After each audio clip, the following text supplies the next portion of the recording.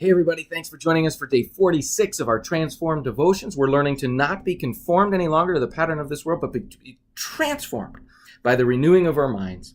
And as we do that, we begin to know the will of God. We can test and approve what God's will is, his good, pleasing, and perfect will. And we're learning how to be transformed in the area of our jobs, our workplace. Colossians 3:23 says, whatever you do, do it with all your heart, as though you're serving the Lord, not for human masters. And if you think about that, when you do something for someone else, especially for a boss or a master, somebody who's in charge of you, oftentimes we do it when they're watching. And as soon as they leave, they say when the cat's away, the mice will play. And so sometimes when the boss isn't looking, you do your job a little bit differently. But how would it affect our jobs? How would it affect our work if we did our jobs with the same level of excellence, whether someone was, a human master was watching or not?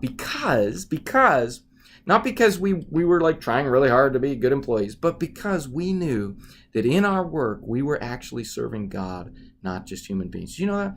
Even if you're a stay-at-home dad or a stay-at-home mom, do you know the work you're doing at home, you're doing for the Lord, not just for your kids or for your spouse or for society. You're doing it for God. And that changes the spirit in which we do it. It changes the level of excellence with which we do the work that we do.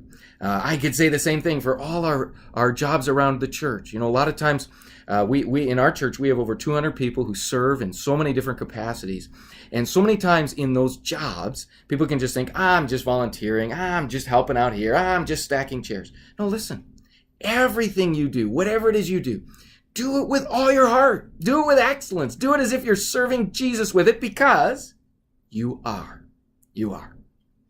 That's what Colossians 3 tells us. That's what we need to renew our minds with today. Thanks for joining us for day 46 of Transformed Devotions.